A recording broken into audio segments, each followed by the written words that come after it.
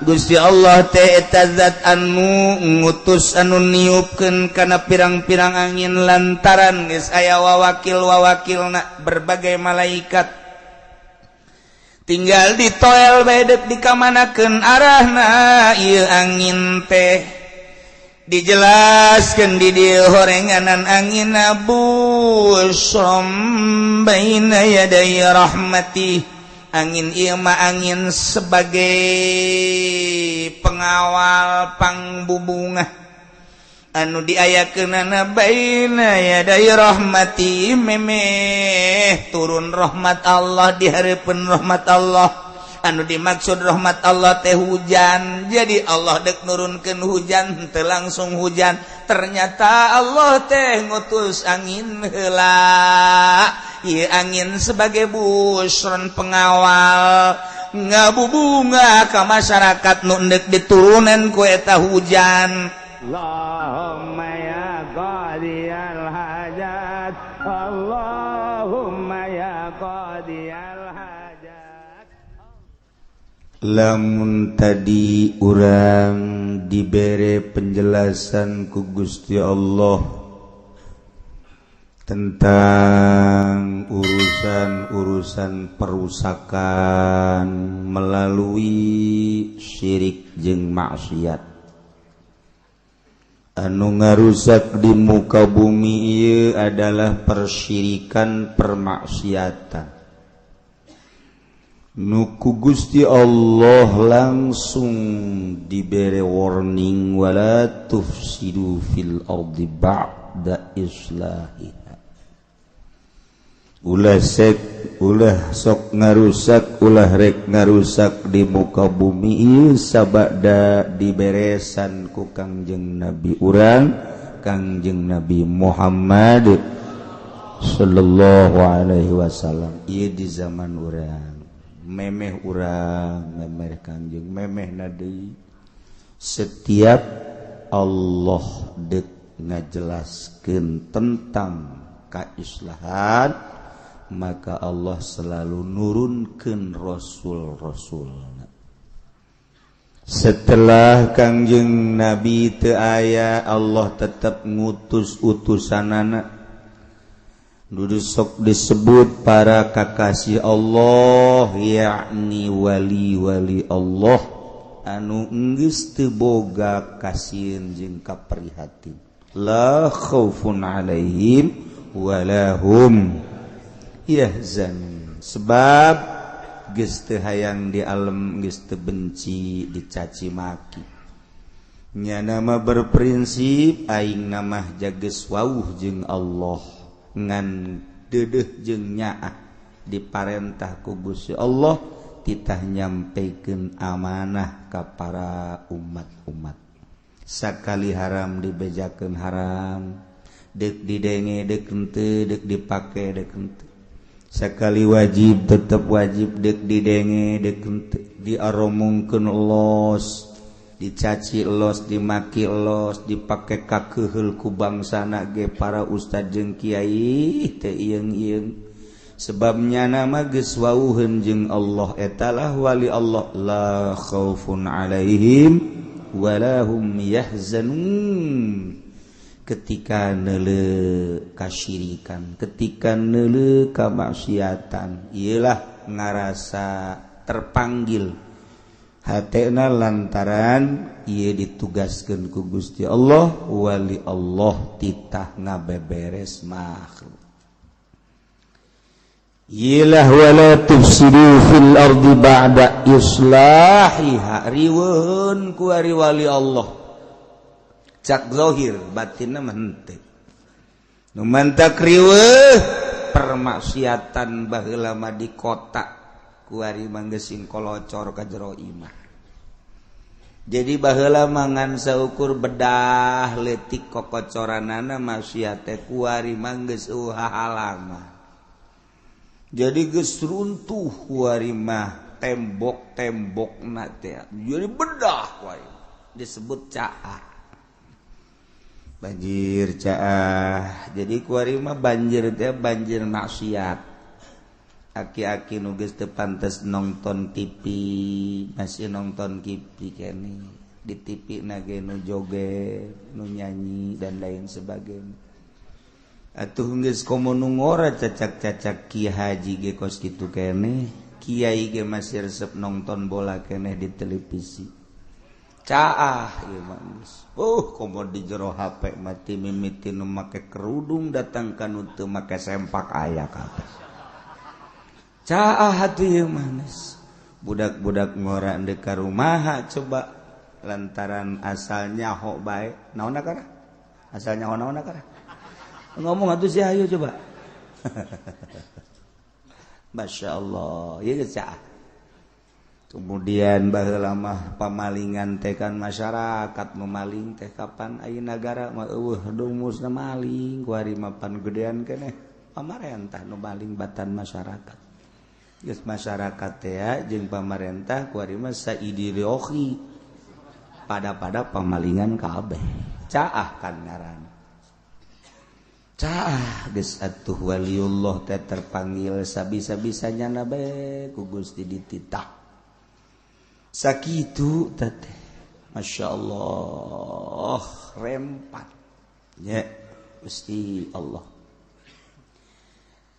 ari jelema anu maedakeun mangamangpaatkeun zahir mah sakadar kieu doang lamun aya jelema ieu jelema teh deuk dibunuh kelantaran urang boga pencajeng boga kaleuwihan kakuatan pisahkeun sakadar sakitu lamun aya jelema ieu teh keur ngamuk ku urang teh boga kakuatan cekal ku urang sakadar sakitu jelema teu bisa ngojay titeulem angkat kurang sakadar sakitu pemikiran ahli zahir mah sakadar sakitu kumaha ieu jelema supaya ulah jadi ditembakna kumaha jelema teh supaya ulah jadi dibunuhna kumaha jelema teh supaya ulah jadi diselna kumaha jelema supaya di persidanganna menang sakadar sakitu zahir mah waliullah mah lain eta nu dipikiran teh sia mah deuk nyalametkeun di leungeun manusia aing mah deuk nyalametkeun teh titaku Allah di leungeun setan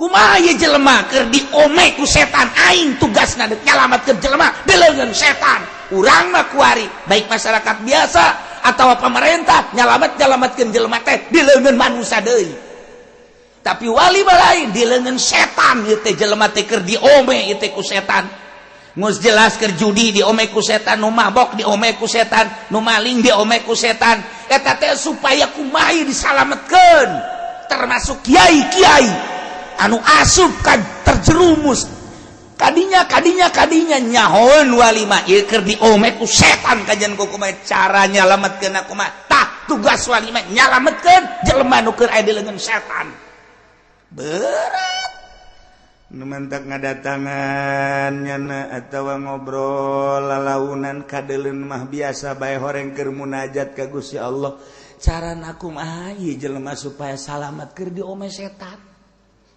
ye berat wali teh tugas ti Gusti Allah numantak wali mah tadina berangkat ngojay teh hanjat tina laut sanjatna hanjat tina laut kapanggih lah jeung raja mun cara raja sanggeus kapanggih jeung raja belah dituun laut cak raja jeung saha maneh ka dieu sorangan apan loba anu deuk ka dieu teh besi teh nyahoan jalan jung balik deui ka ditu tuduhkeun jalan-jalanna tuduhkeun naik parahuna tuduhkeun ngojaina ulah mikiran sia bae batur ge endeup loba anu deuk ka dieu kitulah wali Allah gambaranna cek Tuhan Abdul Qadir wali teh geus baueun geus datangnya nama ka Allah cak Allah ulah maneh bae atuh sosoranganan sia mah geus lihai deuk beurang deuk peuting ge jah teu nganggap peuting jeung beurang teh waktu mah akur dan perputaran panon poe doang ketika panon poe di luhur kadeuleuk ku urang beurang ketika panon poe di handap peuting geus jaho maneh mah ka aing cak Allah ulah sia bae umat tuh nu endeuh ka aing tuduhkeun ku sia. Oh gitu, balik deui wali teh nu tadina sorangan teh kuari mamagahan ngaji. Kuari mah dakwah. Lain sosoranganan wali di leuweung bae lain eta mah wah teu bagus sama geus kitu. Encan datang maksudna. nunggis datang mah titah balik deui ku Gusti Allah jalain jang soranganan umat tuh mantap datang walimah ka Bang Sarang Darangda tuh sia mah seuri bae rangda kolot ieu mah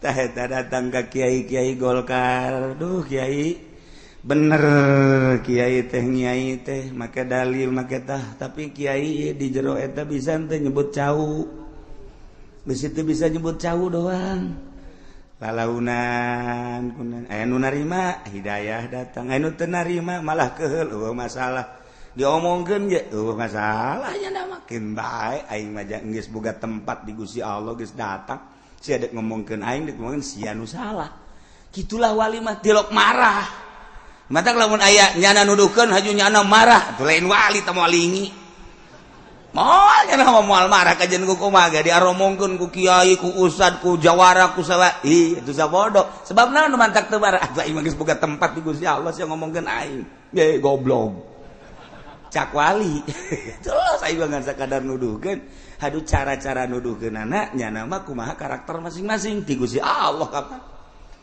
tar mantak cek tuan hei sia lamun aing ngomong dengekeun besi aing nyarekan ka sia dengekeun ku sia sebab nu mantak wae nyarekan ka sia sia mah carekaneun lamun ngomong lemah lembut ke sia mah moal beres sebab hate sia mah teu asbatan batu dengekeun ku sia loba jelema nu akhirna dibuka-bukakeun nya mangan sakadar alat ieu jatuh anu merena tetep Gusti Allah Subhanahu wa taala.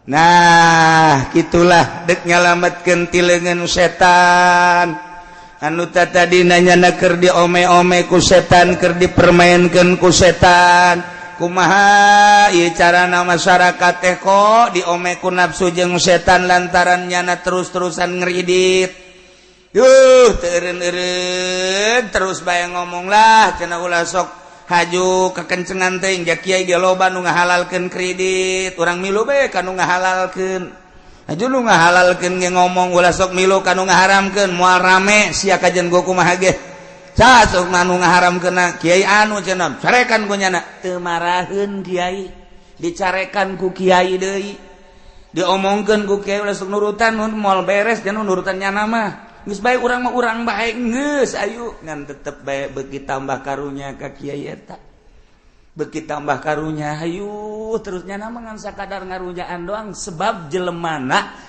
geus boga tempat di Gusti Allah eta mah ngan tugas doang kitulah para wali Allah mah deuk nyalametkeun di leungeun setan deuk nyalametkeun di leungeun iblis maka cek Gusti Allah wala tufsidu fil ardi ba'da islahiha wad'uhu khaufan wa tam'an inna rahmatallahi qaribum minal muhsinin. Aya sahabat ngaranna Ibnu Razin sumping ka Kangjeng Rasulullah ya Rasulullah naon Ibnu Razin Tuhan ngomong-ngomong jelema nu geus paeh dikubur haju engke kiamat sanggeus kiamat jelema dihudangkeun deui sanggeus dihudangkeun deui haju digiring ka masak abdi mah deuk nanyakeun teh kumaha Gusti cara ngahudangkeunana jeung nyieun jelema nu geus paeh seuri bae Kangjeng eta onom nu dikubur maka harti ya Rasulullah eta anu kamari teh eta model ku kapal brus bae ka laut kabeh pan eta teh jauh huluna di mana tulangna di mana dagingna di mana eta kan dihudangkeun deui anu dicaplok ku buaya anu dilegleg ku maung anu dicacag-cacag jelema teh waktu perang anu dicacag-cacag di begal dipiceun ieu suku nu sabelah ka anu suku nu sabelah ka anu ceulina di mana naonna di mana tah abdi mah ndek nanya teh ka Kangjeng teh ka tuan teh ieu teh kumaha cara ngahudangkeunana Gusti Allah nya hese eta mah kos kitu mah cak Gusti Allah nungguan Gusti Allah turun ayat jol malaikat Jibril macakeun ieu wa huwallazi yursilur riyaha busram baina yaday rahmatih wa huwa Gusti Allah teh anu niupkeun ngutus niupkeun ariyaha kana sapirang-pirang angin sing hade angin teh loba ngaranna aya angin simal angin kaler aya angin janub angin kidul aya 10 ngaran angin dina syara teh aya anu timbul na ti luhur aya anu timbul ti handap aya anu tina taneuh aya anu ti laut di laut ge di jero laut aya angin moal oyag-oyagan eta laut lamun dihandap eueuh angin nu mantak nu jago mah para nahoda teh neuleuh angin teh lain di luhur tapi ka jero handap ka jero laut justru di jero laut teh aya angin nu mantak engke laut pasang ka luhur engke surut ka handap eta teh diangkat ku angin aya angin anu timbul na ti tengah-tengah aya anu ti langit aya anu ti bumi aya anu ti gunung macem-macem geus puguh anu ti kaler anu ti kidul anu ti kulon ti wetan mah ieulah angin bahkan teu kabahas dina kitab aya angin anu sok kaluar di handap celeces eta nu leuwih bahaya mah sabenerna komo keur ngaji mah haju tadi ngadahar uduk jeung endog geus eta mah angin racun teh mah aduh masya Allah macam-macam angin orang ya nu jelas saha eta nu niupkeun angin termasuk angin eta lantaran aya jelema di operasi di opnam teu bisa hitut mahal horeng eta hitut sababaraha juta hayang bisa hitut masya Allah ngajual mobil nu tatarida ditumpakan lantarannya nanti bisa hitut asuplah ke rumah sakit operasi langsung mobil hiji hitut mahal eta hitut mantak besi hayang hitut kan oh masalah daripada kurang ayo dioperasi di situ ngan siap-siap baik mamang engke diukna teu boga batur sia kuna memang bung diuk dini lah beda kambeuna kok balamun parawan hitut bae angel kalaku ulah parawan mah anti hitut kajeun mules beteung ulah hitut aya teh parawan jadi hayang hitut jasa jadi tahan pajar aman meureun aya hudang teh tit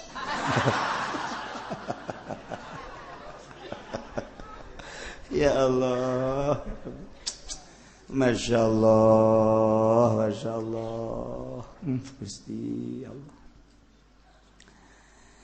Nailah angin, niupkeun angin teh Gusti Allah. Mereka kekuatan terhadap angin, ti kaler ngageleyeung ka kidul, ti kidul ngageleyeung ka kaler, ti wetan ngageleyeung ka kulon, ti kulon ngageleyeung ka wetan. Ieu angin dibere kekuatan ku Gusti Allah. Teu kaharti lamun angin cuma sekedar angin, kok dibere kekuatan ku Gusti Allah lantaran angin mah sapira angin. Horenganan angin teh eta teh aya wakil malaikat karubiyun anu ku Gusti Allah ditugaskeun jangajagaan khazanatil ardi was samawat. Urang sok hadiah ka malaikat karubiyun para ahli-ahli thariqah malantaran eta malaikat karubiyun teh titana jagaan khazinatil ard nu aya di bumi nu aya di langit termasuk ieu panon poe termasuk ieu angin. Jadi lamun angin teh centengna malaikat karubiyun maka ketika ku Gusti Allah diinstruksikeun malaikat bawa angin ti wetan ka kidul bawa angin ti kaler ka kidul bawa ti wetan ka kulon ti kulon ka wetan malaikatna centengna tah pamimpinna mun di SD mah KM na asal toel we malaikat. Numantek Kangjeng Nabi Sulaiman teh waktu kedatanganku malaikat maut. Cek malaikat maut. Waalaikumsalam. Nuleukeun bae tah ka jelema ka tamu. Eta malaikat teh disuguhan cai teh daek nginum suguhan da naon dahareun teh daek nginum. Jeung nuleukeun bae ka tamu. Nuleukeun bae ka urang tamu di Kangjeng Nabi Sulaiman. Teu kebal malakal maut keluar pamit. Tamu nanya, "Tuan, aya teh saha?" Tadi tamu emang kunaon? Nuleukeun kula bae. Tuh tamu ieu rupa-rupa biasa henteu lain deui bangunan dulu kun tuh kicep-kicep ka kula emang saha tah malakal maut enteng biasa ngajawabna Kanjeng Nabi Sulaiman enteng biasa ngajawab malakal maut tah mah biasa sok nabu ka dieu ye malakal maut neuleukeun ka kula bae kunaon emang Itulah ku Kangjeng Nabi Sulaiman. Oh, malakal maut teh heraneun ka maneh. Kunaon emang? Lantaran geus darareukeut meureun.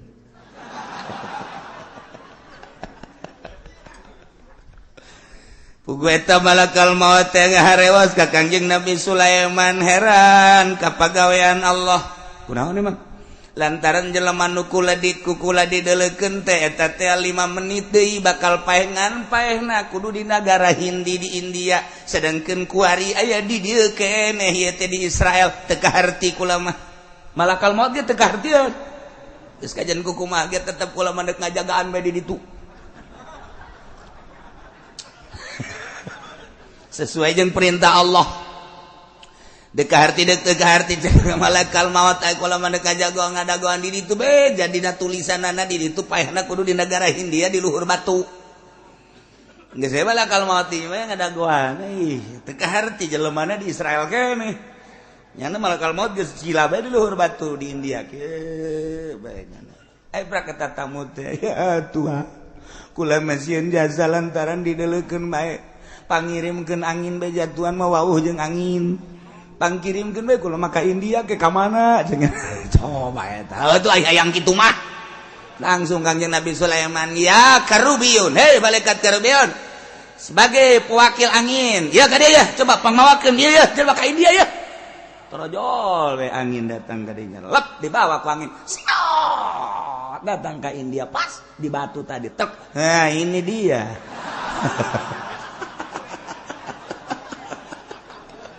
Masya Allah Karim Maha kawasa Allah teu kaharti ku urang mah kos kitulah Gusti Allah ketika urang dek maot di Lampung kajian ku kumaha ge urang teh kudu ka Lampung bae dilarang ku anakna dek naon bah ka Lampung dek naon henteu aing mah hayang ka Lampung jasa dek naon atuh ka Lampung mun kitu mah di Lampung keur usim-usiman ya henteu ieu mah kadu loba di urang duku loba di urang komo cau ambal aya di urang entah ini ada ka Lampung mah tuh bisa ditahan horenganan datang ka Lampung malakal maut keur kieu bae nah sia ini tugas gua nih nyampe nih tuh kawa maha kawasa Allah mantap kula sieun aing cenah di Mekah sieun di kapalna besi paeh aju di ditu di Mekah pas sedak-sedak moal aing moal ka Mekah lah sieun jaknyana bejaan ku urang ai di dieu nu teu sedak-sedak aya daun nu paeh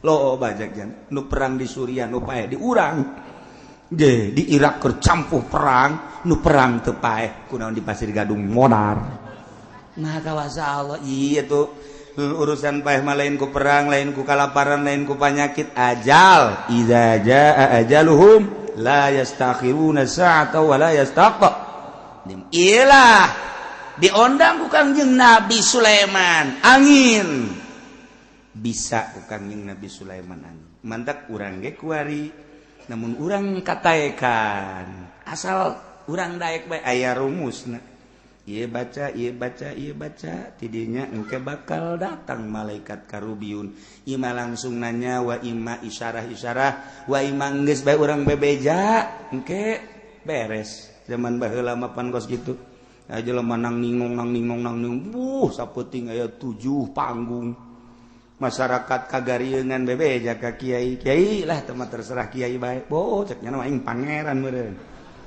negeri kumahageun bae garieung jasa aya guys bada isya kiai asup ka masjid baca ayatna meuli bejakeun ku aing ayatna besi ku diwirid kaluar engke malaikat Karubiyun aya naon manggil-manggil kula wayahna angin sapu ta angin bereskeun 7 panggung bereskeun be aku angin loba kajadian ta kos kitu masyaallah nurut angin kawali Allah mah ngan teu meunang sambaran mendingan nyanggakeun sadaya-daya bae ka Gusti Allah lantaran eta ceurikna bae ge mun diijabah doa kos kitu wali mah teu mah sabulan 2 bulan yang cerikan diijabah doa isin ka Gusti. Urang mah mun dijabah doa, oh tuh. Atuh mah sia teh jauh ka aing. Aing wali aing teh. Wali diomong-omong. Wa huwallazi yursilur riyah. Gusti Allah teh eta zat anu ngutus anu niupkeun kana pirang-pirang angin lantaran geus aya wawakil-wawakilna berbagai malaikat tinggal ditoel bae deuk dikamanakeun arahna ieu angin teh dijelaskeun di dieu horenganan angin busrom baina yaday rahmati. Angin ieu mah angin sebagai pengawal pangbubungah anu diayakeunana baina yaday rahmati memeh turun rahmat Allah di hareupeun rahmat Allah. Anu dimaksud rahmat Allah teh hujan. Jadi Allah dek nurunkeun hujan teu langsung hujan. Ternyata Allah teh ngutus angin heula. Ieu angin sebagai busron pengawal ngabubunga ka masyarakat nu endek diturunan ku eta hujan. Qiraatna aya dua aya nu baca nusron aya busron namun nusron ieu teh bimakna mutafarriqah kudamal mator. Angin-angin anu papisah-papisah di hareupeun hujan papisah teh teu ngagumuk di hiji daerah. Anu di Bandung, anu di Banten, Jawa Tengah, anu Jawa Timur eta teh ngaranna mutafarriqah nusroh. Lamun busron ieu teh pengawal sebagai pendahuluan hujan. Jadi hujan teh teu ujug-ujug hujan tapi dikawal heula ku angin. Jadi ieu mah angin teh angin rahmat. Masya Allah. Hatta idza aqallat sahaban thiqala. Hingga angin teh mamawa sahaban thiqalan mega anu loba mega anu mendung nu pohara mega di luhur hideung. Eta teh cai anu menang nyerot ti laut. Maha kawasa Allah syaribna bibahril bahri bima'il bahri. Kaula nyerot kana cai laut sak angin ditugaskeun ku Gusti Allah. Diserotlah cai laut ku angin tugas ti Gusti Allah dibawa ka luhur geus datang ka luhur nungguan instruksi ti Gusti Allah. Hatta iza aqallat angin geus mamawa sahaban thiqalan kana mega-mega anu mendung anu gede geus hideung luar biasa. Cak Gusti Allah, hei angin dorong ka Cikupa. Hei angin dorong ka Bogor. Hei angin eta mega dorong ka Jakarta. Dorong orang Jakarta geus kiceup. Ka mana aing nyilib ye? Gasal geus deleureuk di luhur hideung bae ge geus urang Jakarta mah. Waduh aing teu ka mana ieu? Ai biasa nama mega teh didorong ku angin. Ku ari mah mega enggak dorong Jokowi. Berbeda ya mah. Aya bae tah mah. Orang teh mah mega na mega konde tah mah. Ieu mah mega didorong ku angin. Masyaallah, urang mah teu nya. Ieu lah ayatna. Hatta idza qallat sahaban thiqala. Sehingga di mana-mana angin geus mamawa kana mega anu mendung anu gede nu loba. Tergantung kumaha megana bae, kumaha anginna dititahna ku Gusti Allah. Sok cak Gusti Allah. Bawa ka Cikupa, bawa ka Bogor, bawa ka Jakarta, bawa ka Pandeglang. Kumaha perintah Gusti Allah Subhanahu wa taala. Sok gara-gara turunkan suqanahu li baladim mait. Kaula nu agung ngucurkeun kana eta mega ngahujankeun kana eta mega li baladin maitin kalau taneuh anu tandus anu tatadina geus rata jukut-jukut acan dihujanan ku Gusti Allah fa anzalna bihil ma maka kaula nurunkeun ka eta nagara kana cai hujan terus bae turun wer hasil tina hujan fa akhrajna bihi min kulli samarat maka hasil tina hujan sapoe dua poe ieu karim kulai mulai jarara di min kulli samarat jukut-jukut jarara dinuti dimaksud ku urang sueg jadi badur jadi cente jadi ramat-ramat segala rupa jarara di pare geh jarara di jagong jadi buah tangkal segala jarara di hasil tidak hujan fa akhrajna bihi min kulli samarat sokera ngagedean lantaran kadeuleu bakal layu diturunkeun deui hujan ku Gusti Allah suqna huli baladim mayit tambah deui hujan deui tambah gede tangkal buah harum manis tangkal buah darmayu tangkal buah daging buah golek dan buah-buahan nu sagalana wahai geus puguh nu di sawah geus puguh nu di huma jarara di kabeh nah rahasiana ieu hujan diturunkeun di daerah eta sehingga ngajadikeun kana tatangkalan ku sebab Allah memperhatikeun umatna deudeuh jeung nya acak Allah keuna dalalahar ngadahar pare sangu ngadahar jagong ngadahar dangder hui dan lain sebagainya di samping eta bubuahan kurang kumaha deudeuhna jeung nya Allah ka Gusti urang kunaon urang buang ka warah jasa ayo pikir coba kurang aya hiji daerah teh aduh ieu mah daerah teh hese jasa cai disebutna ge ieu mah sawah tadah cai ieu mah taneuh tadah cai hesen lantaran eueuh kali eueuh jalan cai eueuh saluran nyana mah nungguan cai bae sedengkeun cai mah pan teu bisa diondang emang cai bisa di SMS jamal bisa ayo SMS kurang mal bisa aja hukum kita mah urusan Allah urang paling geus kieu doang ja biasana bangsa berberan kitu teh geus aya hujan tapi ieu mah encan urusan Allah biasana mah Oktober November Desember Januari teh kan geus hujan ieu mah henteu labas ka ditu kunaon atuh Maret April Mei kunaon aya hujan urusan Allah kunaonnya bisa kos kitu hujan kok pindah sih ulah nanyakeun ka aing ka ditu tanyakeun ka Allah aing mah teu wau jeung Allah kapantogeun hulu sia ku aing sia lain wauhkeun jeung Allah sia nameureunana mantak patani teh riweuheun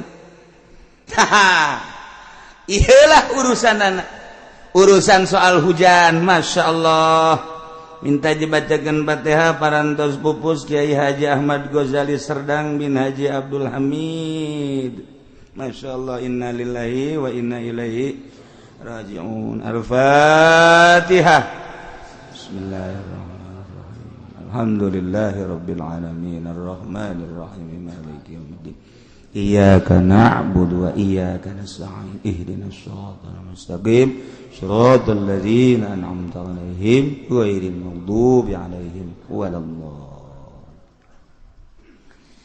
lamun nyaritakeun tentang daerah-daerah anu biasa salalubur mah urang nyaritakeun di Lembang nyaritakeun di Garut Tasikmalaya Ciamis daerah subur nyaritakeun di daerah Bogor malah Bogor teh geus boga julukan kota rain eta teh kota hujan nah ieu kan geus biasa teu aneh deui kuari mah urang deuleu di daerah Serang belah kulon jalan cai eueuh sawah Batela itu keneh Pandeglang kabelah ditu pegunungan jalan cai di mana aya teu aya sawah mah tapi araraya laleutik urang mun nyaritakeun boga sawah sabaraha aya meureun 30 kotak mah di mana di Pandeglang ulah kaget bu cek urang 30 kotak kamu tambah sugih jasa can pogo 30 kotak barang di delok kotakan sameter persegi leutik kotak-kotak. Orang nyaritakeun di Karawang mah boga 30 kotak beuh lain lalagaan. Ngomong urang mana ya urang Karawang boga cenah 30 kotak mah geus pahara tah. Wara geus tah lumayan geus. Geus sakotakna 1000 bae kali 30 kan. Berarti kan luas. 30.000 3 hektar. Tapi lamun urang pandai gelang ngomong, kula alhamdulillah cenah boga sawah sabaraha 30 kotak. Ambo ulah ka ambo. Ulah ka heulana deuleuh heula ka ditu barang di deuleuh ya Karim.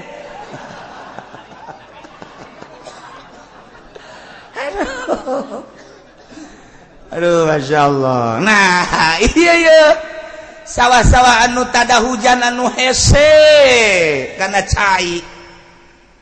Iya keur carita di daerah urang. Lamun urang deuleu ka Jawa Tengah ka ditu ka Salatiga, ya Allah ya Rabbi pasawahan sakitu legana tapi pantai jalan cai tada hujan. Bahkan di deuleu ku urang taneuhna semu putih. Yogyakarta ka ditu. Taneuhna teh semu aya lain pasir, putih. Lempung cadas hese tah mah kos kitu mah. Asal geus garing-garingnyaan. Hese ngabelentang, kumaha urang Jawa mah nu putih. Pantulan tina sawah eta. Sak urang Jawa nu putih. Aya aing putih deuleuh. Saputihna urang Jawa teu percaya aing malah. Antulan tina taneuhna di jerona putih. Nah, mantul ka luhur. Hideung kana beungeut. Lamun ngagambarkeun tanah di Jawa Barat mah hese nyaritakeunana ti mimiti Banjar Ciamis Tasikmalaya. Kemudian ka Garut ka belah dieu terus ka Bandung. Taneuh teh geus hese nyaritakeun kasuburanana. Di Bandung lewat ka dieu ka Cianjur ka ditu ka Sukabumi ke belah ditu Bogor geus lewat ka dieu Tangerang termasuk subur lain lalagaan Tangerang wah harajasa Serang sakitu mah rada lumayan pandai gelang Rangkas Betung ka itu lah urang nyaritakeun Jawa Barat mah pohara bae kasuburanana.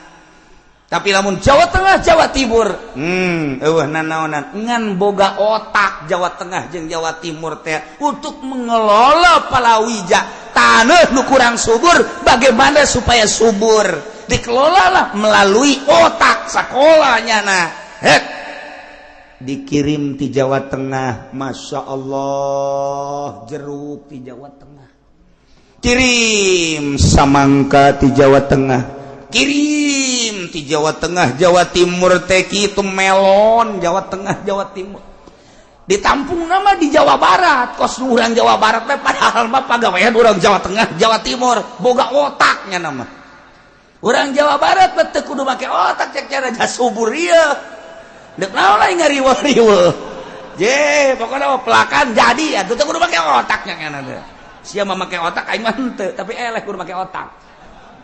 Nah, ieu keur carita-carita kasuburan nu mantak lantarannya nama kurang subur ngagunakeun otak di pertanian ge istimewa Jawa Tengah Jawa Timur mah kabelah dieuna pengusaha istimewa Jawa Tengah Jawa Timur perpolitikan Jawa Tengah Jawa Timur nu keur main di panggung Indonesia Jawa Tengah Jawa Timur geus sabaraha taun main ti zaman Bung Karno ka Bung Harto ka Bung Gus Dur bung Jawa Tengah Jawa Timur Jawa Tengah Jawa Timur boga otak keur carita urang kenyataan di urang keur carita informasi luar negeri nu boga perusahaan di Belanda nu boga perusahaan di Amerika nu boga perusahaan di Inggris nu boga perusahaan di Australia nu boga perusahaan di Jepang mayoritas Jawa Tengah Jawa Timur memboga perusahaan di Jerman mayoritas orang Jawa Tengah Jawa Timur ayalah orang Jawa Barat ayalah orang Padang ayalah orang Sulawesi bandingkan jeung orang Jawa Tengah Jawa Timur moal meujeun jeung moal mah otakna luar biasa bantah kuari nu keur main Jawa Tengah Jawa Timur urang mah kakarak boga hiji bae ge kamari ieu keur jadi wakil presiden teh genjleung luar biasa padahal matrek eueuh deui can jadi presiden kuari kakarak ge naik di KPK doang ge geus genjleung sakitu doang ge can aya presiden urang Serang can aya presiden urang Pangodokan jore amat presiden lahir di Pangodokan. Mal menang-menang aja mah. Leuwih parah deui aya deui presiden lahir di Delan, jore jasa tah mah. Ambo budak. Eta kunaon jarore ngarannya Pangodokan, Delan, kemudian ka ditu naon deui teh.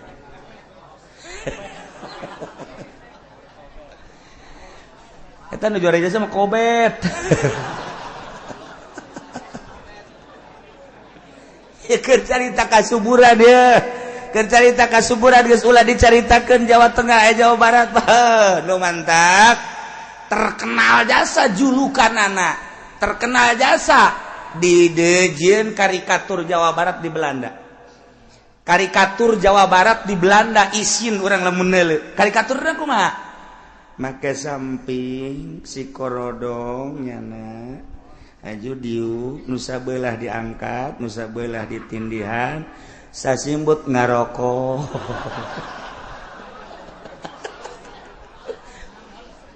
Eta karikatur di Belanda gede jasa, deket perpustakaan. Masya Allah. Ari urang Jawa Tengah karikaturna teh karikatur lempang suku katuhu, ngalengkah can datang ka handap, jasna diteundeun di dieu kieu. Bari murelengnya neuleukeun ka hareup eta teh kapan karikatur nu luar biasa berarti sangat penting jas ge geus teu dipake-pake acan pan aya jelema nu make jas sanajan harudang ge dipake boloon teh mah. Nah ieu Jawa Tengah Jawa Timur nu mantak tetep bae moal meahi ka urang Jawa Tengah Jawa Timur otak sawah nu tandus teu bisa dipelakan pare diotakan ku nyana melak naon ieu. Ayo, anu hasilna dibawalah ke Jakarta. Urang Bandung mah heheotan di sana. Tuit. Sia kunaon heheotan? Nah, tunduk naon deui?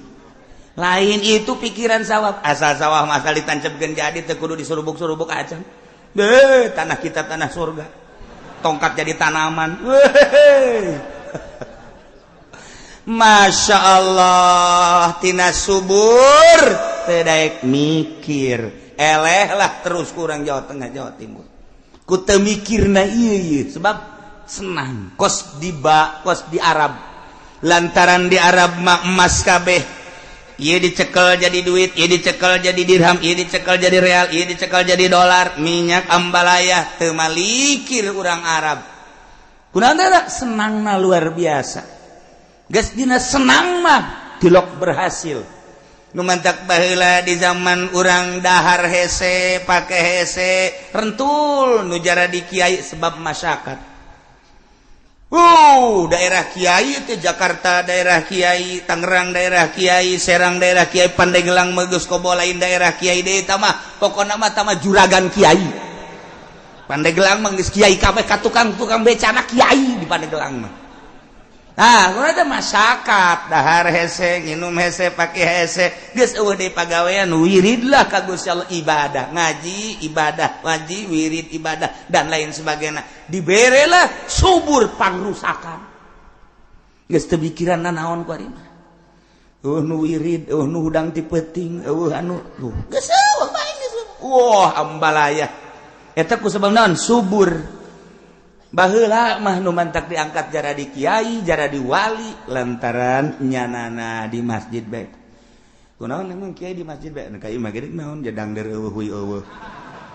Ku ari mah pan melang urang. Nu mantak teu betah kiai di masjid kunaon? Di imah aya kue, di imah aya sangu bandeng ambalaya. Berkat-berkat mulut geteun ka dahar eta. Segala daging hayam, daging macam-macam kue teh gitu, mobil can ka urusan, baheula pan boro-boro mobil sepeda ge hese jasa. Mantak geus bae betahan keneh di masjid, mending wiridan tah diangkatlah ku Allah jadi wali. Ku ari mana diangkat jadi wali? Tak ieu mah keur carita negara-negara nu subur mah teu kudu dicaritakeun daerah-daerah nu subur mah. Kangjeng Nabi nyontoan hiji daerah. Hei Ibnu Razin. Ulan pertanyaan maneh bahwa cek maneh kumaha si Allah eta nyieun deui makhluk sehingga hirup dihudangkeun ku Gusti Allah aju digiring asa teu kaharti cek maneh pernah henteu neuleuh hiji daerah anu tandus pernah diliwatan ku maneh pernah aju maneh sababara bulan sababara tahun deui lewat kadinya pernah kumaha berubah tante berubah Gusti Rasul ai baheula mah tandus boro-boro aya tatangkalan hese jang nginum ge jang wudu ge aju menang saketean tahun setahun 2 tahun kula liwat subur loba tatangkalan cai curca top maha kawasa Allah iyalah gambaran di akhirat cek Gusti Allah lah anu niupkeun angin sebagai pendahuluan pangbubunga hareupeun rahmat Allah yakni hujan ku Gusti Allah angin titah nyedot cai dibawa ka luhur kemudian geus jadi reueuk jeung mega di luhur hideung didoronglah ku angin sesuai jeung perintah aing cak Kangjeng Nabi sesuai jeung perintah Gusti Allah di dinyalah di daerah-daerah anu tandus Allah ngahujanan suqnahu libaladim mayyitin sanggeusna turun hujan Gusti Allah maha kawasa fa anzalna bihil ma'a fa akhrajna bihi min kulli samarat daerah nu tandus ge nampung cai hujan kemudian jarara di tatangkalan boro-boro anu dipelak nu teu dipelak jadi kawasan teh Gusti Allah sangat kawasa cak Ibnu Razin mantak cek Gusti Allah kadzalika nukhrijul mauta kitu keneh sakumaha hujan diturunkeun ka taneuh anu tandus kemudian ku Gusti Allah sanggeusna diturunkeun dijadikeun bubuahan-bubuahan tina tatangkalan-tatangkalan nukhrijul mauta kami nu agung ngaluarkeun kaula nu agung ngaluarkeun ka jelema-jelema nu geus pararaeh nu paehna di leuweung nu paehna di laut nu paehna di kota nu paehna di kubur di kampung nu paehna di mana bae anu kabawa ku angin beak ka handap dedeleuan urang mah tabrakan kapal tabrakan kareta hancur nu di kitu beuteung buaya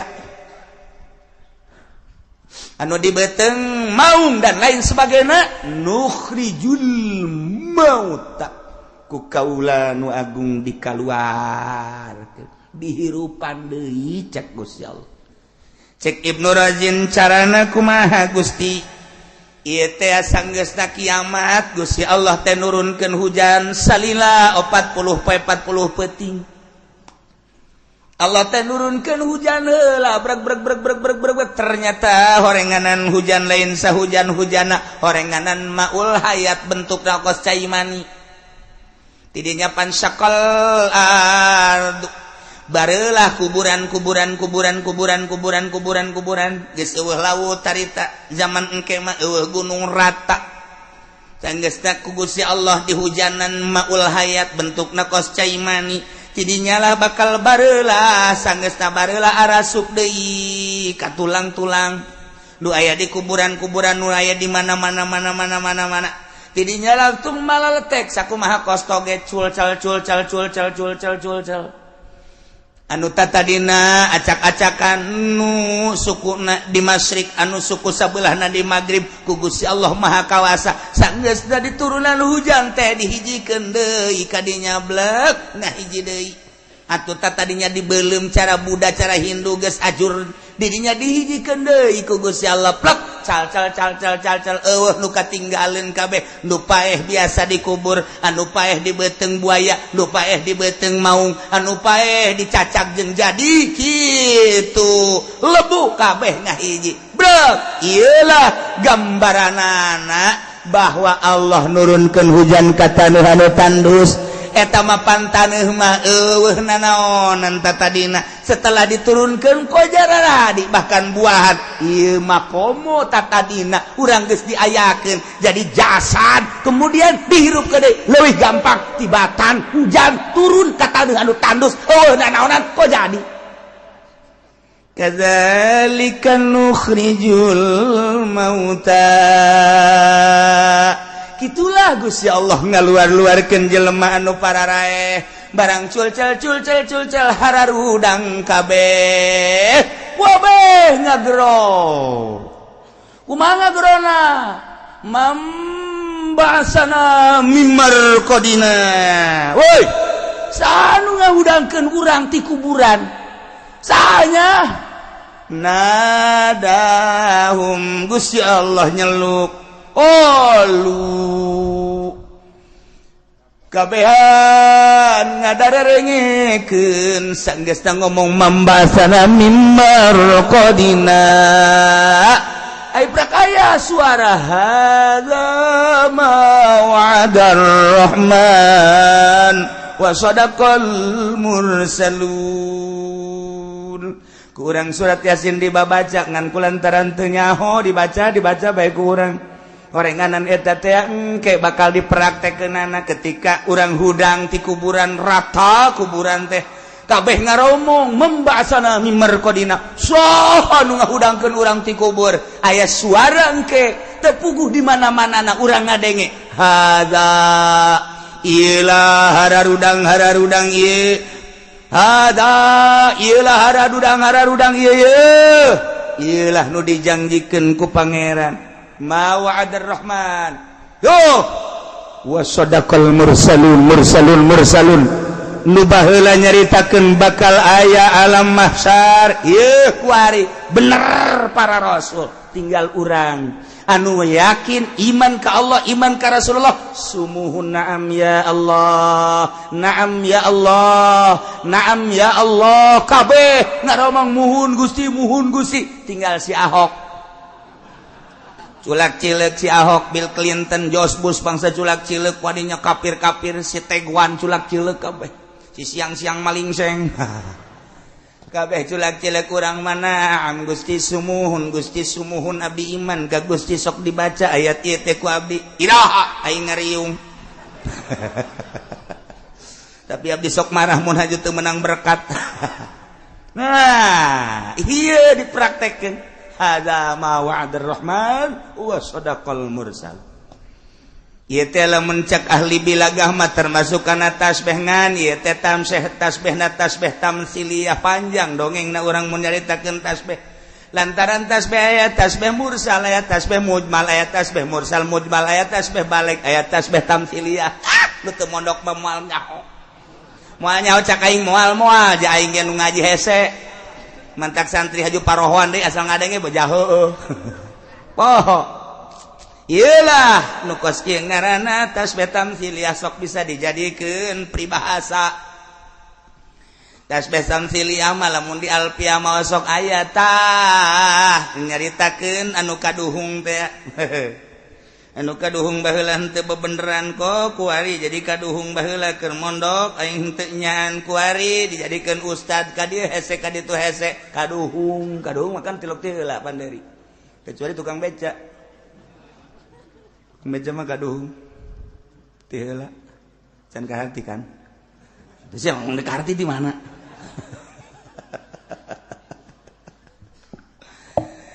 nah iyalah tasbih tamsiliyah masuk disebut peribahasa mah Sunda paling loba Arab loba subhanul yaum rijalul qud eta peribahasa Arab subhanul yaum hari ini engkau harus menjadi manusia yang gagah seperti anak muda gantungkan cita-citamu ke atas langit eta Bung Karno rijalul yaum subhanul ya rijal god nanti engkau kelak akan menjadi pemimpin eta peribahasa singkil kuari engke bakal ngeunaheun engke tuh eta tah subhanul yaum rijalul god peribahasa lumun di Sunda mah loba jasa peribahasa teh lain lalagaan mun Melayu aya sedikit-sedikit lama-lama jadi bukit naon eta hulu sia sia mah geus can ngarti geus seuri sedikit demi sedikit teh bapak urang sacek jadi hulu sia jadi gede oh jaheuh nya salah sia ada lain kitu sia mah ge eta na bae nu inget ya bapak sia teh henteu janggung jadi sia sacek sapeting kuari jadi segede sia ditimbang teh bode 70 kilo baheula na saeutik ban eta lah sedikit lama-lama jadi sia lain kitu salah tah mah sia mah nu ingetna nu salah bae kan cikaracak ninggang batu laun-laun jadi legok nah eta peribahasa samudaya aya deui peribahasa Sunda mambalaya loba jasa pacikrak ngalawan merak. Waduh, pacikrak ngalawan merak mah pacikrak mah sapira manuk pacikrak ngalawan merak kajenteng di puasaan 7 mulu dia moal menang sia katiku kumaha ulah lamun urang jadi jelema leutik ayu ngahareupan jelema gede maning ulah dilawan sama cek urang Sunda mah pacikrak ngalawan merak sia ngana modar sia kokosodan eta pacikrak ngalawan merak. Masyaallah kemenuk merak teh aku kuncungan emang kuncungna anyar atuh tiba heula tah mah cek urang Banten mah sia mah dia mah teu nyaho kuncungna emang nang meuli lain merak mah tiba heula kayak kuncungan asli berarti kuncungna sia bapak cikrak ulah dilawan. Waduh budak kadu ketemu kadu je eta pan eta kadu ketemu kadu eta sarua beuh budak pariuk manggih ka kepas loba tah di Sunda mah budak ulah-ulahna naon sireum ge budak ai katincak-tincak teh mangegel eta peribahasa ulah kieu di mana sireum katincak ngegel beuh paeh sia mah teh nyaho peribahasa wal masallatu gayarut no masyaallah. Na ieu ge sarua bae Gusti Allah teh nganamsilkeun supaya kaharti ku urang ulah-ulah urang dihirupan deui ku Gusti Allah sabada maot taneuh geus rata kemudian ku Gusti Allah diturunan maul hayat dihujanan sadunya anu bentukna kos cai mani dihudangkeun kemudian cal-cal okos toge kala luar haju ngomong membahasana mimma raqadina hadza ma wa'adar rahman wa sadaqal mursalun tah tadi di tamsilkeun ku Gusti Allah sakumaha kaula nu agung teh ngahirupkeun bumi anu tandus sabada katanduna satadunda katandusanana sabara taun mah haju ku kaula diturunan cai tina cai eta terus ngayembeng haju jararadi bubuahan berbagai bubuahan bisa dinikmati teh bubuahan teh nah kadzalika nukhrijul mauta kitu keneh kaula ge bakal ngahudang-hudangkeun jelema anu geus parareh minal ardi ti kuburan masing-masing ku kaula wa nafsu wa man amrana ba'suhum dihudangkeun deui ihyan dihirupkeun fil yaumil akhir engke di akhir eta teh kakawasan kaula ngahudangkeun jelema nu tadina geus aya haju paeh haju dihudangkeun deui dihirupkeun deui leuwih gampang tibatan ngajadikeun kajadian nu tadina sama sakali sakumaha kawasa kaula ngajadikeun jajadian nu diturunan hujan jadi kawasa kula ngahudangkeun manusia jelema-jelema nu geus parareh dihudangkeun leutik ka kos kitu mah masyaallah. Kekawasan Gusti Allah tentang pembuatan manusia teh kurang geus kanyahoan Kangjeng Nabi Adam bapa mak Kangjeng Nabi Isa mah aya ma bapa aya di lembur bojong mah aya emak bapak sarua tadi kos Kangjeng Nabi Isa cerik datang ka imah kunaon neng cerik ieu beuteung cenah geus 5 bulan atureun mah biasa awewe mah lain kitu ceknya na bapana emang ka mana paeh teh naon teu tanggung jawab bojong tah kos kitu urusan berabe tah mata nu jelas aya tapi pelakuna.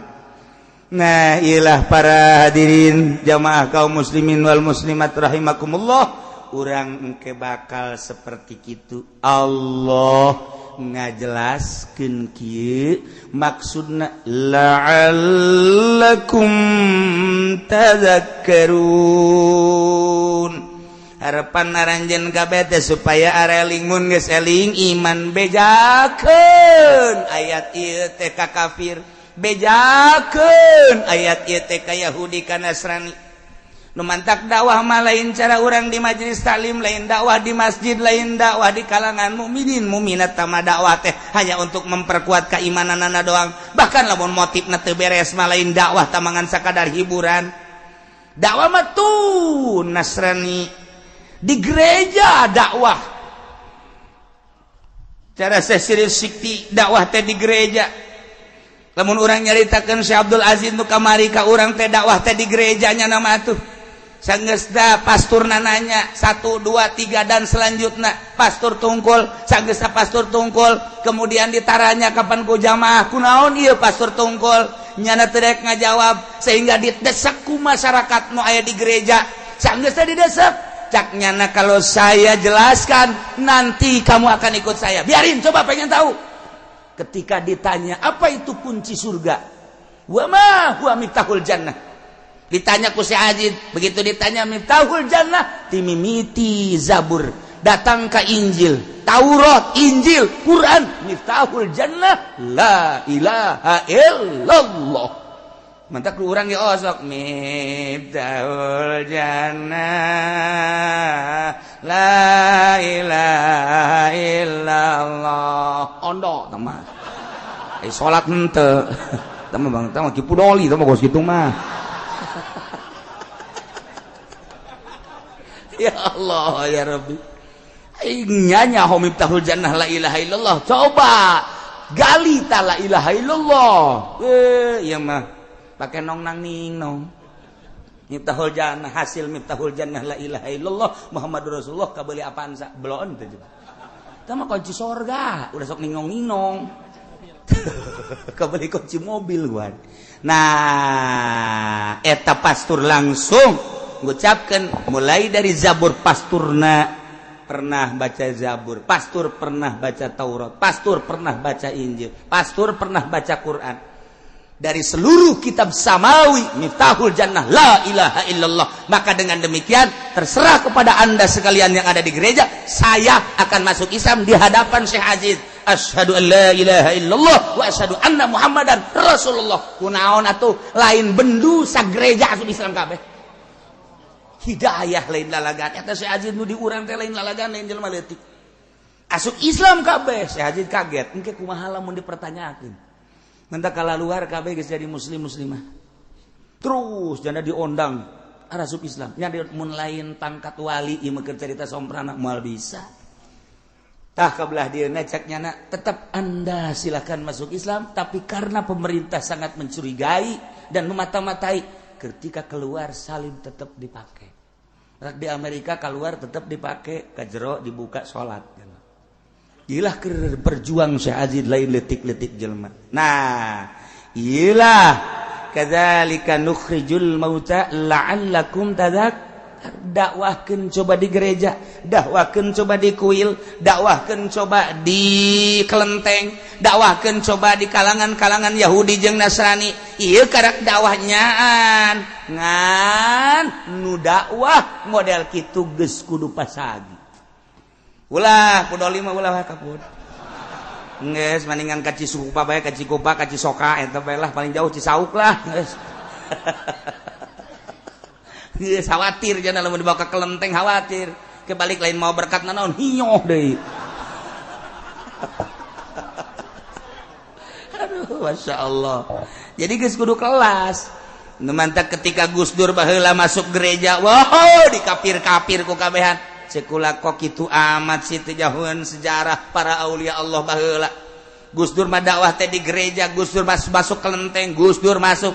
Iya tuh geus teu roba-roba, cai laut dikamamatakeun ge asin bae. Campurkeun jeung cai darat, moal ngahiji, cai laut bae. Emas tetep bae emas. Emang robah atuh henteu sakali mas tolong. Iya tah lamun geus teu robah kitu silakeun. Namun baheula Gus Dur wow dikapirkeun dianukeun tenang bae. Nyanana bendo atuh henteu sebab lah nyana geus nyahun ka Allah. Timan sia disengerikeun ku Gus Dur geus nyahun ka Allah ngan aing deuk nuduh-nuduh sia. Buktina nu zarah sapoe teu kurang ti 10.000 sanunita. Dina kitab Maimuniyah dijelaskan tanda seorang diangkat jadi solihin atau jadi wali setelah maut jelema zararah kadinya tanpa dititah. Eta ciri. Di kitab Maimuniyah geus anu nitahan atuh zarah dia ka paharto mah dititahan ge urang embung. Ye kiaina nu dititahan Kiai Golkar ye dibere minyak, dibere kecap, dibere duit atau dicokot. Zarahna kan datang ke hadap doang, ngonyeng balik. isukna tahu isuk tadi bere tuh jarahnya nage teh kiai boloon deh sarua datang ka kuari geus dipersiapkeun pertokoan dan lainnya aya nu hayang zarah teu ketika datang ka ditu sekedar hayang nyaho doang anu maksud zarah mah teu saha nu ngahalangan Gusti Allah apa emang Soeharto jore wallahu alam ieu mah teu nyaritakeun jore jeung bagus ngan nu dicaritakeun bahwa zarah teh ieu nang Allah dititakan ge embung mah embung bae teu daek mah teu daek bae ka jeung kumaha ge nah dakwahkeun mantak urang mah sebagai rakyat hayu bae kiai nu deuk dakwah di anu kajen ulah sok haju sombral ngomong segala kafir segala ulah antepkeun bae engke ge kadeuleu manfaatna di akhir ge anu henteu dakwah ka gereja ge modern Nur Kholis jadi abangan kos kitu jil jadi jaringan Islam liberal dikutuknya na ku di ditu ku mertuana lantaran mertuana kiai gede dilempengkeun teu daek lempeng dilempengkeun teu daek lempeng dilempengkeun teu daek disabodokeun Masya Allah ta'ilah urusan anak kadinya mah rahasia Allah subhanahu wa ta'ala numantak Abu Nawas mah nyana mah nyin pertanyaan ain endog jeung kotok heulaan mana aduh Abu Nawas sok aya bae heulaan endog ain endog mun mimitina di mana jeung mun kotok oh eulhan kotok ai kotok emang di keremana ku saha jiheunya eta mah hiji pertanyaan kedua cek Abu Nawas heulaan buah apa heulaan tangkal heulaan siki apa heulaan tangkal ye atuh heulaan siki ai tangkal mimitina di mana oh heulaan tangkal aya teh siki di mana mun ngerti tangkal eta sarua tah pertanyaanna heulaan endog apa heulaan kotok sarua bae heulaan siki apa heulaan tangkal dibulak-balik seuri bae Abu Nawas mah bodoh sia pertanyaan wali eta kos gitu eta pertanyaan wali pertanyaan Abu Nawas heulaan endog apa heulaan kotok jawabanana harese lamun lain wali deui kitu keneh heulaan siki apa heulaan tangkal nah iya keur nyaritakeun ayat fa anzalna bihil ma'a fa akhrajna bihi min kullis samarat kaula nurunkeun agung nurunkeun cai kemudian diturunkeun hujan haju jararadi fa akhrajna bihi kula ngajadikeun ku eta cai tina jadi tangkal mingkul lis samarat buah bararuahan buah bertah heulaan mana tangkal jeung siki heulaan tangkal tangkal jadi emang di mana jadi siki waktu heulaan siki cakeun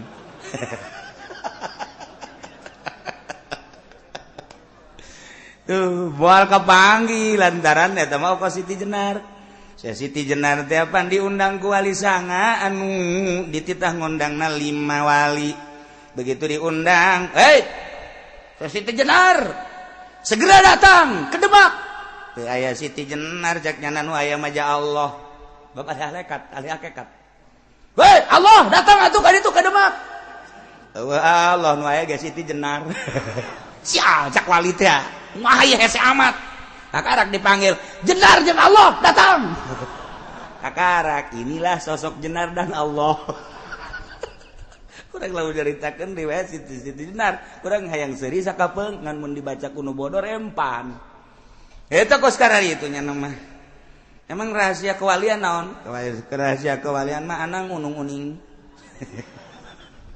nu bener sia ngomong mun teu nyaho ka anang unung-uning moal jadi wali aya hartina anang kumaha atuh sia mondok heula sakiana tuh mondok yang jadi wali disepak sia ku aing camat yang jadi wali nyi teh mah bupati yang jadi wali mantak ketika para penggede datang ka Tasikmalaya ku Abah Anom diasup-asupkeun datang ka Abah Umar ku Abah Umar diasup-asupkeun torekat ahli-ahli torekat sareuri bae sebab eta mah berarti kiai teh nyaho anang unung-uning coba cenah kiai jelaskeun atuh mal dijelaskeun ku aing bab siana teh mah mondok heula moal samak di pondok aing dinya 20 tahun tuh cenah kaburu payah tuh payah masalah emang sia mah paeheun ieu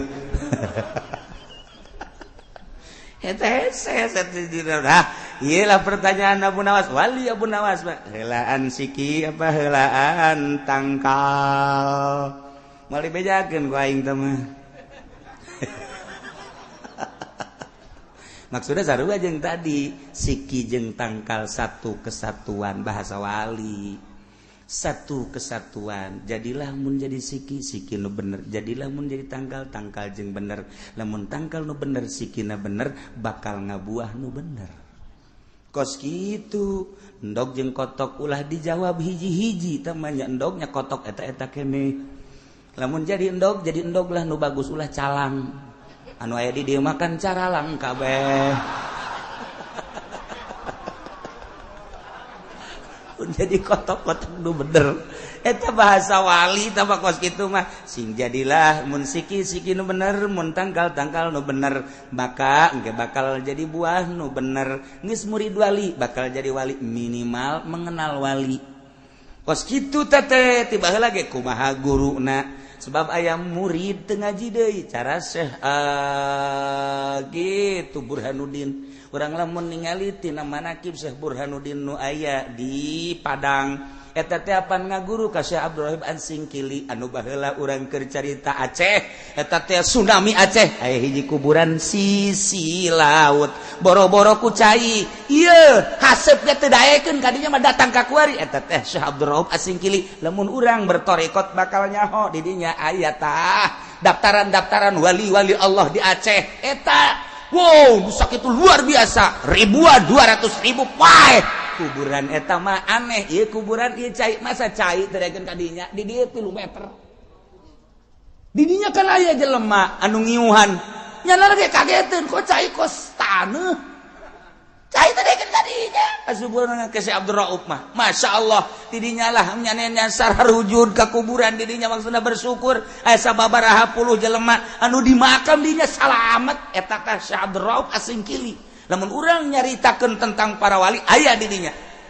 Lain lalagat boga murid sa Syekh Burhanuddin 1 Burhanuddin 2 eta lah nu di Padang teh nu kuari lamun haulna rame di Padang ngahaulkeun Syekh Burhanuddin seorang waliullah emangnya ngaji atuh henteu nya menghadam doang mawakeun cai mawakeun kopi mawakeun naon kitu ngaranna sendal emang nyeseukeun kebutuhan-kebutuhanna dalam sekian tahun teu ngaji nya nama salat ge iluan di tukang doang. Kunaon tuh diutus kali itu kembangkeun agama di itu kula ngembangkeun naon atuh di ditu ngan di Ciduada tuh ayo balik bisa ngaji mantak balik ti dia coba minta ciduh kaki pudoli mun teu bararau jengkol oh mah Haji Pendi mah ulah tah mah basa ngising karung sia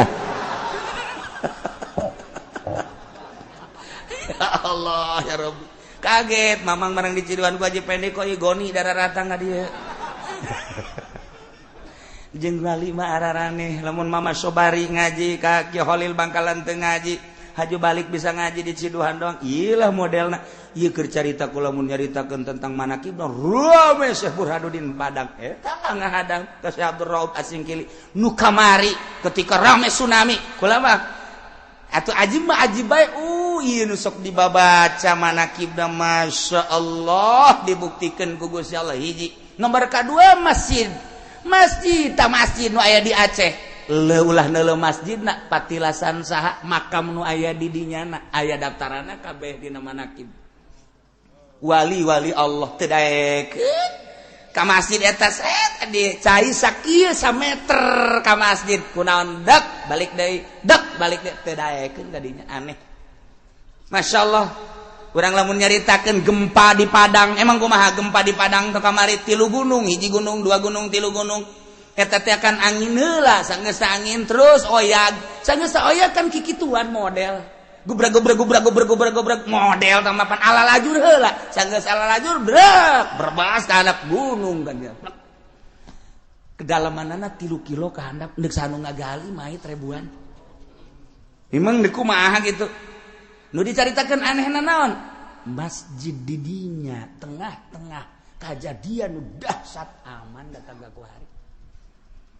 Kok bisa aman henteu ka dia? Pindah masjidna sekitar 700 meter. Nu mantak atuh mamang ulah ulin ka Citra deui ulin teh Citra Putri kos ka itu marulu nyeuh tukang jagong anting gede. Sekali-sekali ke Padang, coba buktikan mana masjid anu pindah ketika kejadian gempa. Masjid plek 700 meter pindah. Maha kawasa Allah.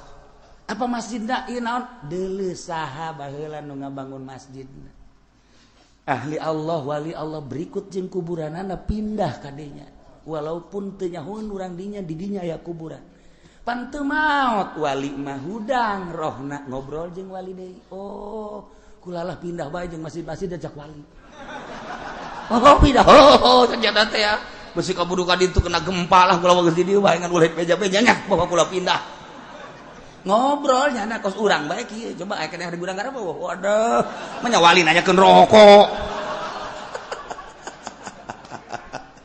Sebentar kula kaget lamun aya hiji wali jarak ka kuburan kos ngobrol ulah kaget nyana geus usul ulah dituturkeun nyana bae bahasana ge jalain jara bahasa urang kok damang oh kumaha itu muhun tas di mana ya mang tas ondangan manya wali ondangan heuh ya tuh ka ditu naik organ tunggal burung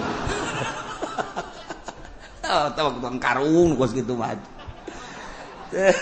ieu keur carita auli Allah batur teu nyahoeun hayalah wali nu nyahoeun indah tanyakeun coba ge ka urang Padang masjid mana tah ketika gempa nu pindah jeung kuburan-kuburan ngan teu meunang dicaritakeun kuburan nu ditukangkeun mimbar wali Allah ketika dek dibangun ku salah seorang wali ulah cek nyana geus teu kudu titah ka ditu bae sebab eta murid termasuk murid Syekh Abdul Rauf Asingkili murid Abdul Rauf Asingkili ai Abdul Rauf Asingkili urang mana urang Timur Tengah tetep jangan mah habaib murid-murid da ajam loba jasa nu berkembang di Sulawesi di Banjarmasin di Padang murid Syekh Abdul Rauf Asingkili baca coba ge kurang kitabna Masya Allah gitulah mencerita tentang pertorikohan jadi lamun ahli torikoh keur nyana boga sejarah nah ieu mah keur carita indah masjid kitu Baitur Rahman eta kitu naon Aceh aman Syekh Abdul Rauf nasugan tersentuh ku cai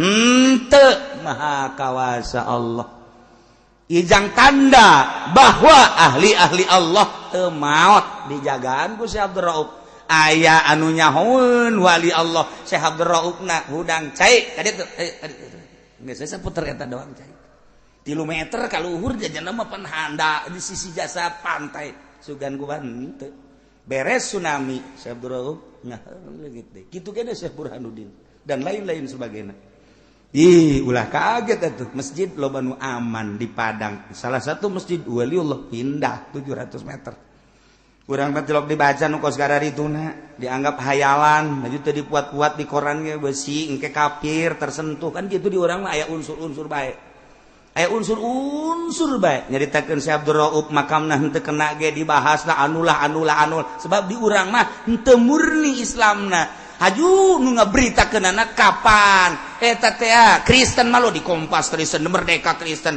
mayoritasna ieu teh Kristen mentak berita-berita nu kos itu diabai-abaikeun ku nyana berita-berita keanehan nu karomah maunah kecuali maonah eta na ieu dawakeun kadzalika nukhrijul mauta la'allakum tadhakkarun bejakeun ka maha kawasan Gusti Allah ulah-ulah ngahudangkeun jelema nu tadina geus aya nu tadina geus pernah dihirupan ku ari dihirupan di atuh mah babari sarua jeung mobil tabrakan di bagusan deui atuh ka bengkel gampang tah kos kitu mah ieu bae ge daerah nu tandus gunung mana sawah mana humak mana sakapeung waktu mah ku Gusti Allah teh di hujanan jaradi urang mun liwat ti Jidah ka Madinah baheula mah kapan Mekah Madinah teh lila urang kerencan aya jalan nu kuari maka ditu jalan teh ka aslina zaman baheula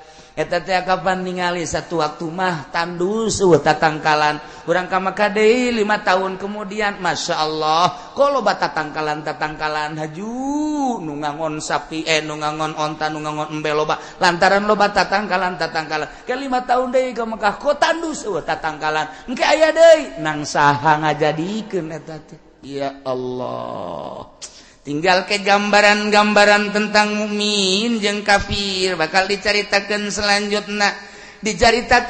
selanjutna diumpamakeun kana tandusna jeung suburna taneuh wal baladut thayyibu wallahu a'lam